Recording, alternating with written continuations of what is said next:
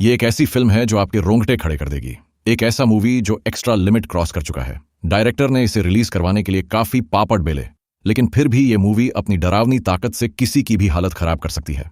ये फिल्म असली घटना से इंस्पायर्ड है और जिसने भी देखा है वो यही कहता है, असलियत इस मूवी से भी ज्यादा डरावनी है। कहानी की शुरुआत ही हाई वोल्टेज है।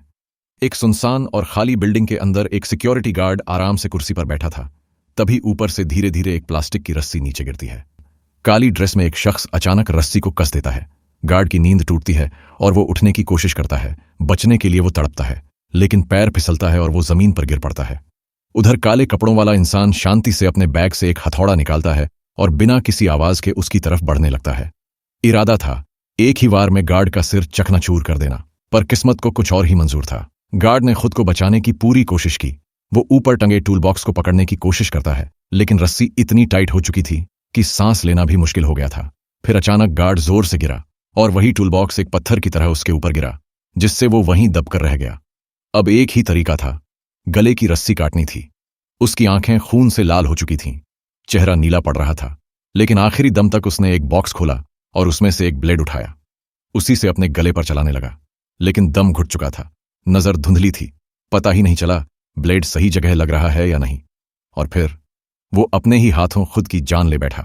काले कपड़ों वाला शख्स बिल्कुल शांत भाव से उसकी लाश के ऊपर से गुजरा और सीसीटीवी की रिकॉर्डिंग उठा ली। इसके बाद वो सीधा एक कमरे की तरफ बढ़ता है, क्योंकि असली कत्लेआम तो अब शुरू होने वाला था।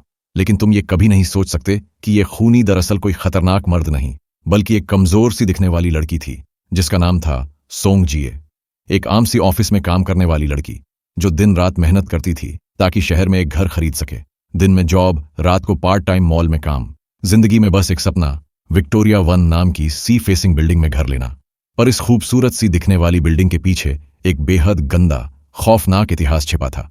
विक्टोरिया 1 पहले बस एक आम इमारत थी, पर प्रॉपर्टी की कीमतें तेजी से बढ़ीं और चूंकि वो लोकेशन समुंदर के पास थी, डेवलपर्स को उसमें पैसा दिखा। उन्होंने लोकल गुंडों के साथ मिलकर वहां रहने वाले लोगों को डराना धमकाना शुरू किया। लोगों के दरवाजे जंजीरों से बंद कर दिए जाते, घर के अंदर जहरीले सांप फेंक दिए जाते और लोग तड़प तड़प कर मर जाते थे। किसी की सुनवाई नहीं थी, ना सरकार ना पुलिस। लोगों का घर मलबा बन गया और वहां बना विक्टोरिया 1, एक लग्जरी अपार्टमेंट। फिर शुरू हुआ झूठा प्रचार, समुंदर के सामने वाला फ्लैट, अपने प्यार को दो, एक सुरक्षित घर। लोग झांसे में आ गए और सोंग जिए भी उन्हीं में से एक थी।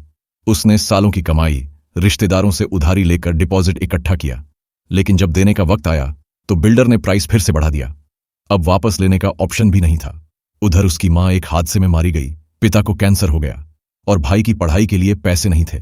एक दिन वो अपने पिता की आईसीयू में गई और बुरी हालत में उसका ऑक्सीजन मास्क खींच लिया। पिता की मौत से जो इंश्योरेंस मिला उससे वो फिर से फ्लैट लेने गई, लेकिन बिल्डर ने फिर से दाम बढ़ा दिए और धमकी दी कि अब नहीं दिया तो ये घर किसी और को बेच देंगे। उसे बाहर निकाल दिया गया। अब जीने की कोई वजह नहीं थी। अपने माँ बाप को खो चुकी थी, खुद की जिंदगी भी खत्म हो चुकी थी। फिर उसके दिमाग में एक खतरनाक आइडिया आया, अगर खरीद नहीं सकती तो क्यों ना सबको खत्म कर दूं और घर पर कब्जा कर लूं। बस काली ड्रेस पहनी, औजार उठाए और पहुंच गई विक्टोरिया 1, जहां से कहानी बनती है एक खतरनाक ब्लडी नरसंहार की। रात का सन्नाटा। विक्टोरिया 1 की एक फ्लैट की घंटी बजाती है। अंदर एक मेड दरवाजे के पीछे से झांकती है। पहले पीपहोल से देखा, फिर धीरे से चेन लॉक खोलकर थोड़ा सा दरवाजा खोला ही था कि धड़ाम, सोंग जिए सीधा उसके मुंह पर धक्का मारती है। मेड जमीन पर गिरती है, नाक से खून बहने लगता है। वो भागने की कोशिश करती है, लेकिन अगले ही सेकंड सोंग जिए एक लोहे की रॉड से उसके सिर के पीछे वार करती है। अब फ्लैट के अंदर मौजूद प्रेग्नेंट औरत, उसे बाहर की आवाजें सुनाई देती हैं। वो घबराकर दरवाजे के पास आती है, पेट पर हाथ रखे धीरे धीरे दरवाजा खोलती है और सामने का नजारा देख उसकी चीख गले में ही फंस जाती है। सामने मेड की लाश और एक अजनबी औरत जो खून से सना हथौड़ा लिए खड़ी है। वो डर के मारे दरवाजा बंद करने की कोशिश करती है, लेकिन तब तक सोंग जिए सीधा दरवाजे पर हथौड़ा मारती है। बैम बैम बैम, लॉक टूट जाता है और वो अंदर घुस आती है। प्रेग्नेंट औरत जान बचाने की कोशिश में एक हैंगर उठाती है, पर क्या एक हैंगर एक पागल कातिल को रोक पाएगा? नहीं। सोंग जिए का गुस्सा अब उस औरत की हरकत से और भड़क उठता है। वो औरत को पैर से पकड़कर जोर से गिराती है और उसी वक्त प्रेग्नेंट औरत की चीख फटती है, क्योंकि उसका पानी भी टूट जाता है। खून और पानी साथ साथ बहने लगता है, लेकिन सोंग जिए, उसकी आंखों में एक सेकंड के लिए भी कोई रहम नहीं आता। वो उस औरत के हाथ पैर जिप टाई से बांध देती है, फिर एक प्लास्टिक बैग निकालती है और पूरे शरीर को सिर से लपेट देती है। इसके बाद वो वैक्यूम क्लीनर चालू करती है और जैसे जैसे सक्शन तेज होता जाता है औरत की चीखें कम होती जाती हैं और फिर एकदम खामोशी। सोंग जिए अब कमरे में अकेली है। वो खिड़की से बाहर देखती है, समंदर, लाइट्स, लग्जरी का नजारा। पर उस खामोशी के बीच उसे पीछे से एक हल्की सी आहट सुनाई देती है। दरवाजा खुलता है, घर का आदमी अंदर आता है। जैसे ही फ्लैट में घुसता है उसका चेहरा एकदम सफेद पड़ जाता है। फ्लोर पर उसकी बीवी की लाश पड़ी है, चेहरा बिगड़ा हुआ, पूरा शरीर खून से लथपथ। नहीं, सुनो। वो घबरा के दौड़ता है बीवी की तरफ, उसे पलटता है, उसका चेहरा सहलाता है। उसी वक्त सोंग जिए पीछे से चुपचाप आती है, हाथ में स्नूकर की स्टिक होती है। धम सीधा वार करती है मर्द के सर पर। वो लड़खड़ा जाता है पर गिरता नहीं। सोंग जिए फिर वार करती है, लेकिन इस बार मर्द रुकता नहीं, जोर से उसे पीछे धकेल देता है। सोंग जिए जमीन पर गिरती है और मर्द उसके ऊपर चढ़कर उसका गला दबाने लगता है। तूने मेरी बीवी को मारा। वो गुस्से से बौखलाया हुआ है। सोंग जिए छटपटाती है, उसकी सांसें अटक रही हैं। तभी उसका हाथ एक प्रेस आयरन पर पड़ता है। वो बिना कुछ सोचे प्रेस उठाकर सीधा मर्द के सर पर दे मारती है। पहला वार, दूसरा वार, तीसरा वार। मर्द ढेर हो जाता है। सोंग जिए बुरी तरह हाँफ रही होती है, उसके बाल बिखरे हुए, चेहरा खून से सना।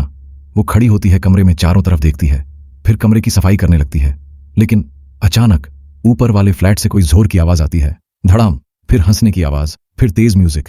सोंग जिए की आंखों में अब सिर्फ एक ही सोच घूम रही है, ये लोग अगर ऐसे ही शोर करते रहे तो कल मैं इस फ्लैट में चैन से कैसे रहूंगी। में डूबी हुई है, हाथ में एक तेज धार वाला चाकू लिए धीरे धीरे ऊपर वाले फ्लैट की सीढ़ियां चढ़ती है।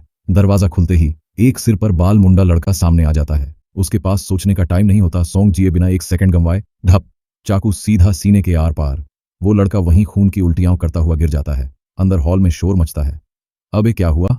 एक लड़का, हल्की मूंछों वाला, छोटा दाढ़ी मूंछ वाला लड़का कमरे से बाहर झांकता है और सामने सोंग जिए को खून से सना हुआ देखकर जम जाता है। उसे मारने चाकू उठाती है, लेकिन उस लड़के में दम निकल आता है। वो तुरंत पास रखी कांच की बोतल उठा के सोंग जिए के सर पर दे मारता है। धम्म! सोंग जिए लड़खड़ाती है। इस मौके का फायदा उठाती है सोंग जिए और सीधा उस लड़के की कमर पर लात मारती है। लड़का दर्द से कराहता है। सोंग जिए बोतल उठाकर स्लिट सीधा उसका गला रेत देती है। वो उधर एक लड़की टॉयलेट के पास झुकी हुई है। शायद उसने कुछ ज्यादा पी ली है। उसे अंदाजा तक नहीं कि मौत की परछाई उसके ठीक पीछे खड़ी है। सोंग जिए बिना वक्त गंवाए उसके बालों को पकड़ती है और धड़ाम धड़ाम उसका सिर बार बार दीवार से मारती है, जब तक कि वो बेहोश नहीं हो जाती या शायद मर ही जाती है। अब वो कमरे से बाहर निकलती है, मगर तभी एक और रूम से जोर का हंसी मजाक और म्यूजिक की आवाज आती है। सोंग जिए कमरे में घुसती है और धप, एक लड़के के पेट में चाकू घोंप देती है, जिससे वो चीखते हुए गिर जाता है। बाकी सबके होश उड़ जाते हैं। लड़की डर से सीधा पलंग के नीचे छुप जाती है। सोंग जिए पागलपन की हद तक गुस्से में उस बिस्तर को उठाकर फेंक देती है और नीचे छुपी लड़की पर बेरहमी से हमला कर देती है। लकड़ी के फट्टों से उसे इतना मारती है कि उसकी सांसें उखड़ने लगती हैं। दरवाजे की घंटी बजती है और बाहर खड़े हैं 2 पुलिस वाले। दरवाजे की घंटी फिर से बजती है, टिंग टोंग, टिंग टोंग। सोंग जिए एक पल के लिए सन्न हो जाती है। आवाज बंद, सांसें बंद, और फिर वो दरवाजे की तरफ धीरे धीरे बढ़ती है। दरवाजे के पीछे खड़े हैं 2 पुलिस वाले। उनके चेहरे पर शक है। मैडम, अंदर से म्यूजिक बहुत तेज आ रहा है, आसपास वालों ने शिकायत की है। सोंग जिए अपना चेहरा छुपाते हुए हल्की मुस्कान के साथ दरवाजा खोलती है। ओह सॉरी ऑफिसर, शायद वॉल्यूम थोड़ा ज्यादा हो गया। लेकिन पुलिस वाले की नजर सीधी उसके गाल पर पड़े एक कट और खून के निशान पर जाती है। आप ठीक हैं? ये चेहरा पे क्या हुआ? तभी पीछे से एक औरत, जो अभी तक मरी नहीं थी, लड़खड़ाते हुए निकलती है, हाथ में चाकू लिए हुए, चेहरे पर गुस्सा और दर्द। पुलिस वाले तुरंत चौकन्ने हो जाते हैं। रुको, नीचे रखो वो चाकू। और तभी धक्का मुक्की शुरू हो जाती है। चारों लोग एक दूसरे से उलझ जाते हैं। एक पुलिस वाला अपनी पिस्टल निकालता है, ड्रॉप द वेपन। लेकिन भीड़ भाड़ में उस औरत के हाथ से चाकू छूटता है, लेकिन गलती से एक बार पुलिस वाले के कंधे पर लग जाता है और गन से अचानक एक गोली चल जाती है। दूसरे पुलिस वाले के सिर में लगती है।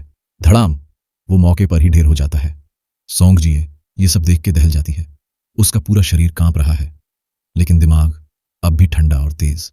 अगली सुबह पूरी हांगकांग की हेडलाइंस पर एक ही नाम, विक्टोरिया वन हत्याकांड, 13 लाशें, एक रात। पूरा शहर हिल गया। लोग उस बिल्डिंग को कहने लगे मनहूस मकान, कोई अब वहां रहना नहीं चाहता। लेकिन उसी भीड़ में एक काली टोपी और सनग्लास पहनकर सोंग जिए एजेंट के पास जाती है। ये घर अब किस रेट पे मिलेगा? 520 लाख था, अब 380 लाख में मिल जाएगा मैडम। सब लोग डर गए हैं। सोंग जिए चुपचाप हंसती है। 390 चलेगा? पर क्या तुम्हें पता है, ये रेट ऐसे ही तय नहीं हुआ। 520 लाख माइनस 390 लाख बराबर 130 लाख, और इन 130 लाख के पीछे हैं 13 लाशें, हर जान की कीमत सिर्फ 10 लाख। आज की कहानी यहीं खत्म नहीं होती। सवाल ये है, क्या मकान सस्ता हुआ या इंसान? ऐसी और मूवी एक्सप्लेनेशन के लिए हमें फॉलो जरूर करें।